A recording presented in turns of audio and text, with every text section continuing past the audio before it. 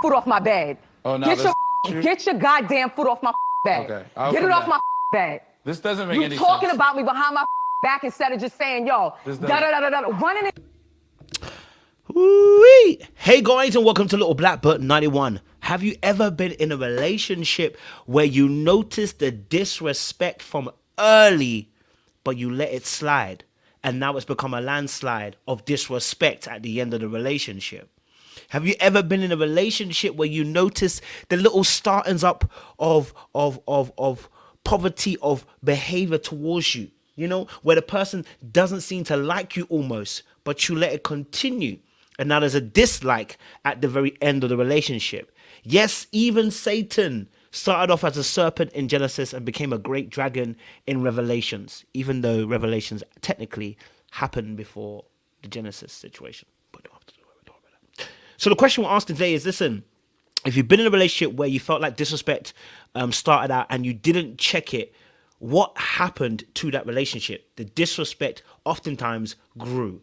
Disrespect that's unchecked always ends up being a very, very fatal blow to the end of the relationship, which leads to contempt and hurt feelings at the end of the relationship. If that's what you've experienced, if that's what you're experiencing, then this is a video for you, and I want to be able to help you as much as possible. We're going to expose why shutting down disrespect from early is important and how to shut it down so that you don't suffer the same fate as this young man did here. Trust me, it gets worse than this. I'm going to show you how the serpent became the dragon in this video, okay? And I want to expose why we have to shut it down and why you don't shut it down. Yes, just like I'm going to expose about why we should shut it down, why don't you actually shut it down? Why is it when you see at the very beginning, you let it go, right? Why'd you let it slide and it becomes a landslide? I really like that term, personally. Do you know what I mean? All right. And today's breakdown, we're going to be using the show on OWN TV. It's called The Never Ever Meets, Season 1, Episode 5. In this episode, we're discussing Sienna and Brandon, who are in a relationship. They've been together for 10 months. They met online, and they now finally met in person. And we just heard an argument, which wasn't really an argument. It's more of a verbal, abusive tirade. If you hear the rest of the conversation, it wasn't really a conversation. She was blasting and berating him like a young kid. Scolding him would be a better word, right? But that disrespect started before then because she called him a B word a couple of episodes ago. So that disrespect has started from early. And when disrespect starts early and you don't check it, well, then you have to realize contempt and hurt feelings will be at the very end of that relationship. And that's what they're going through right now. And that verbal tirade is going to turn to a physical one. Okay, all right. So let's get into this video. Let's talk about, disrespect and shutting it down and why people don't shut it down early and how it affects relationships in the long run. If you like, share, subscribe, click on the bell button for notification of the uploads. We appreciate you guys to Locked and Loaded. We're also doing some great coaching at the moment. My diary is getting fuller and fuller. Thank you guys. I appreciate it. It means you really respect the work we're putting out there. If you want help as well, if you're somebody who's looking at maybe some of the videos I'm doing and going, do you know what, this makes sense for me. I need help to kind of like, maybe be a person that talks up more, have better boundaries, have more respect for myself, be able to say my needs. In this video, we're dealing with disrespect. How do I check disrespect so it doesn't happen to me? Why do I keep going into relationships with red flags and I ignore them? Because this is one of those situations, right? Then listen, click on the description box, click on that link with coaching on it. It's a calendar. It just means you can click straight into my calendar, book yourself in. It's not free, but what it is that you can pay according to what you feel the service is worth. And trust me and believe me, I offer a premium service when it comes to dealing with these solutions because I actually care. I actually want to see you win. And I'm not here to just take your money. I want to see you actually win. I want you to see you stand on your own 2 feet and flourish. And so we teach you things to help you get on your own 2 feet and be able to tackle issues by yourself. We don't want you sitting underneath my wing forever. Okay? We want you to graduate. Okay? So if that's something that's up to you, click on that link down below in the description box right now. Let's get into this video. Before we do, let's get deep. Okay? Deeper. All right, let's get deep. So we're going to play a little bit more of this clip. In fact, I probably should go a little bit further on, but just listen to this. What is that going to do? I stood my ground to try to give her a chance to actually reciprocate and allow me to actually say something, but it's just this.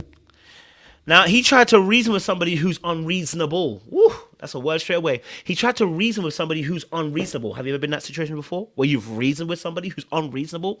When someone's been unreasonable, you got to let them calm down. When they're at their emotional peak, what I mean by this, they're emotionally aroused. They're heightened in their emotions. You're not going to get much from them, right? So you have to really kind of give them the space. Now, we spoke a little bit about this in part 1 video, but the reality is you have to give them a bit of space. You have to also assert your boundaries and let them know, hey, this behavior is not for me, but right now it may not be the best time. Wait for them to cool down, then come back and have this conversation. Right? So as he's backing away, he should just go. Right? Okay, cool. Now, in this situation, right, he's trying to reason with the person who's unreasonable. He's trying to get her to listen, but she's unwilling to do so because she only sees her POV. And when somebody's so hell-bent on seeing their own POV, they are not open to other POVs. They're not open to anybody else's point of view. They don't believe that you're right in any capacity. When they're unreasonable, trying to reason with them will not help you in any case or any shape or any form. Now, I want to go a little bit further along, and I want you to listen to what happened, because this young man, unfortunately... Oh, I was trying to say that pretty much. I'm not saying anything essentially behind your... I'm still shaking up. But I'm not saying anything behind your back. I didn't get the same. You see what's happening here? When disrespect is allowed to fester, right? Look where he is now, right? He's now at a point where he's talking to his friend, and he's even saying, I'm even shaking up. Why are you shaking up? Because what the person is giving to you now, what they're giving to you, it was pretty much almost verbal abuse. If I'm going to be honest, it was verbal abuse.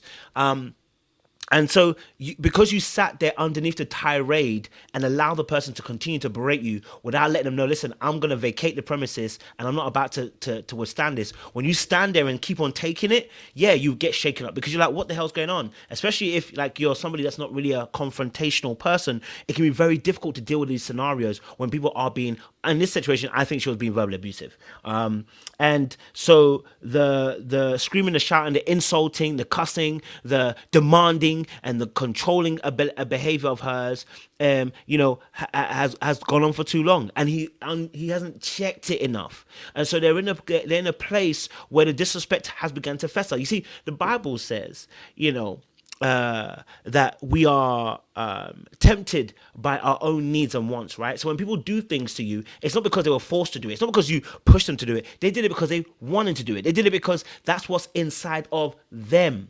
Okay, all right. So they did it because that's their lack of ability to regulate themselves, their lack of ability for respect for you, their lack of ability to be able to control themselves in a sense, right? And so they end up disrespecting you. And see, sin grows in the darkness, right? That's why the Bible says that people didn't want to come to Christ or don't want to come to the God because their deeds will be exposed. They like to do things in the dark, and so all things in the dark will come to light. So the reality of the situation is, people don't want to come to Christ, they want to come to Jesus, because they're afraid that their deeds will have to change because they know it's not good. That's why the Bible says that no man can call me Lord except God himself, right? Because it's God who is good, right? And Jesus was actually inadvertently saying that I am good. So how do you know that you can call me good? Because only God can be good. But since you're calling me good, it means you see that the God is in me. You understand what I'm saying to you? But don't pray about me. Don't play with me. All right? So sin will always grow in the darkness. The reality of the situation is, in these situations, disrespect will always grow unchecked. When it's unchecked, it will continue to grow. It needs boundaries. It needs to be let known that this is too far. You've gone. Like a plant tree that's growing. If you don't give it its boundaries, it will continue to grow in the direction it wants to grow. It will grow all over where it needs to grow, and until you check its growth. That's disrespect. Now, the question is, why is it that you've allowed disrespect to continue to slide and it's become a landslide? Okay, and the reason is because in reality, you like to do what I like to call a pile-on. You wait for several instances of a behavior and then you check it. But by then, when you check it, you don't even check it in the right way. You don't say, you know what? I've seen 1 or 2 times and I feel like this is no. You check it and then you blow up yourself. You blow a gasket. Right, and you allow that disrespect to fester, oftentimes because also too, we don't want to look like the bad guy. We're afraid that if we assert our needs, let's go there. Some of us are afraid to assert our needs, and so we're afraid to be a priority in the situation. We don't want to look like the bad guy in the scenario, so we don't say anything immediately. We have to let it go 3 or 4 times before we say something, so that we don't look like the bad guy. Because then when we blow up, we can go, well, you did 2, 3, 4 things, 5 things. No, but when disrespect starts, we've got to check it straight away. We don't need 3 or 4 times for you to do it. That first time needs to be checked. because the serpent becomes the dragon in the end of the story. And so I don't want to see it grow. I don't want to see it manifest. I don't want to see the seed manifest fruits on its tree. Okay? All right? So we need to check it early. All right? And so another aspect is people are afraid of losing that person. You're afraid of losing them. If you check them, you're afraid they're going to leave you. You're afraid of abandonment. You're afraid of the person not wanting you or not liking you anymore. You're afraid that if you say how you actually feel, somebody may, well, if that's how you feel, I don't want to be around you. Good riddance. Now, the reason why I'm saying good riddance is because they don't really care about you, right? Or they're being manipulative when they do that. When you share your feelings and you're saying you're hurt by what the person's done and they say good riddance, then they probably weren't never for you. Right? So the reality of the situation is you've got to be able to assert yourself and let the person know, disrespect, I don't take it, I don't do it, it's not for me. Okay, all right? Because what you don't realize is you're training the person how to teach you. See, the times that you let it go 3 or 4 times, you told the person, I don't care about the disrespect. Oh, you thought by you giving them multiple chances, you were actually being kind. No, you're being nice. You weren't being kind. You're being nice. You're being manipulative. You were hoping that by you being silent, your needs will still be met and your boundaries will be respected without actually instituting your boundaries. Human beings are humans, and there's a lot of people that will take advantage of that. You need to be able to assert that, and because you're training people how to teach. You're teaching people how to treat you, right? Through the allowances of these moments. You're saying to them that you're not valuable. Your needs are not valuable. You're not valuable enough to say what you actually feel. And so they take advantage of it more and more and more. Well, you haven't said anything before. You didn't say anything the last 3 times. So why are you saying it now? Why are you talking about it now? Right? They're going to start questioning you. And you got to be confident enough to be able to assert your actual priorities and your needs and your boundaries in the situation. Disrespect can't stand. I feel disrespected by what you're doing. Okay? All right? So the reason why she was firing the way she was, because she was hurt in her moment. It was her defense mechanism, and she fired at him in a way that was actually disgusting. Okay? Now, the reality is it doesn't matter how we understand what her behavior is. It's disrespect. And when disrespect is allowed to fester and people are egging it on, by the way, there were other characters in the show. Sienna's a lady here, Brandon's a gentleman here. There are other characters in the show who were saying, they didn't actually let him know how bad her behavior actually was. You guys can work it out. She's just a hurt woman. No. This is somebody who's broken, just like everybody else is, most of us are broken. But the way it exhibits itself is destructive. You exhibit it in disrespect. And that usually leads to destructive moments. Let me give you the reason why it ends in destructive and why you must shut it down, okay? Yeah. Sweet girl. I honestly feel like Brandon holds grudges where he can't really get over the fact of certain things. Yeah, that's what, like, at the end of the day, both of you. Okay, something's about to happen. Hold on. Before he gets there, I'm pausing it there. They see the 2 people are looking at old girl right now. Look what's going to happen. You're going to wait and see what's going to happen in a minute, right? She's going to do something. And I want you to pay attention to this because it's a key point in this. Stop ignoring the disrespect. Stop it. You're ignoring red flags, okay? Put your priorities first and your needs first. If they decide to leave when you put your priorities first, they're not the one for you, okay? They were never the one for you. Why should you be able to say your needs and be afraid to say your needs because you're afraid they're going to leave you? Then you need to also check you too. Why are you afraid of them leaving? The relationship is about fulfilling needs, and you're unwilling to say your needs. You're unwilling to let them know this is how you want to be treated. Right? Now, look what's going to happen. Because he didn't check the disrespect, the B word, her verbal tirade, which was abusive, verbal abuse, all right? It's going to become physical abuse in a second, right? Watch this. Yo. Okay. There's too many things. Now, if you're unaware, and maybe you're somebody who's like, this is, I do something like this as well. I might have thrown some things at my partner. I want to let you know that comes under DV. Just want to let you know. You throwing an item at somebody comes under domestic violence. So before you think to yourself it's a cute thing to do, I just do it. No, babe, sir, it comes under DV. Throwing a little mug or a cup or a glass. I've only thrown a pot. No, it's DV. Stop. We're not going to cute this up. This is not a cute moment. Do you see what happens when we don't check disrespect? it continues to fester because we're teaching people how to treat us. And since you're a doormat, why would I not throw flowers at you? Why would I not trample over you? Since you made yourself a doormat and told me that's how I should treat you. Now, you may be saying, why can't people just be kind and loving? Because people are human beings and we are fallen creatures. The Bible says that we have all fallen short of the glory of the Lord, Romans 3. And so human beings with sin inside of them sometimes fall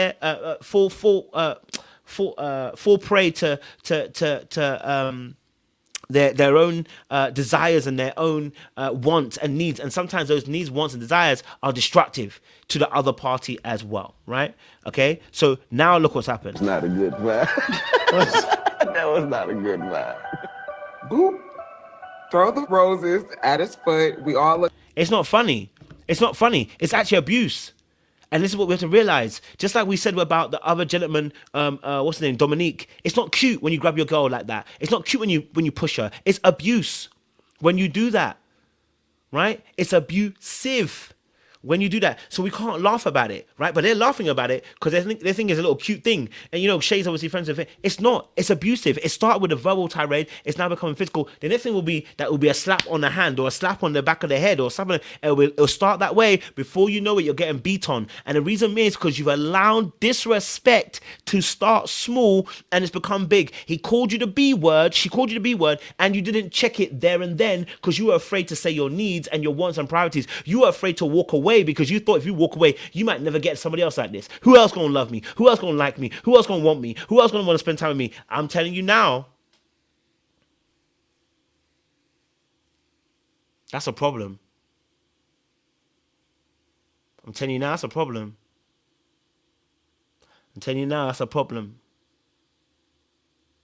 That's a big problem.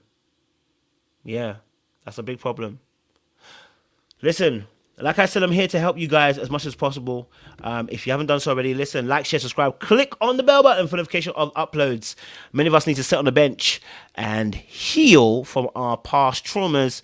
And listen, if you need some help with some of these subjects or this has touched you, listen, reach in the description box, sign up for the coaching. I have a calendar that's open as well, and book a session in with myself. Listen, my next week is booked up, and next week is booking up even more. Quickly book, okay? It's not free, but you pay according to whatever you feel the service is worth. And I always say this, it's a premium service because we like to make sure we do the best that we can do for you and help you as much as possible. Make sure you guys like, share, subscribe, click on the bell button for notification of the uploads. Much love and much appreciation. Don't do anything I wouldn't do out there.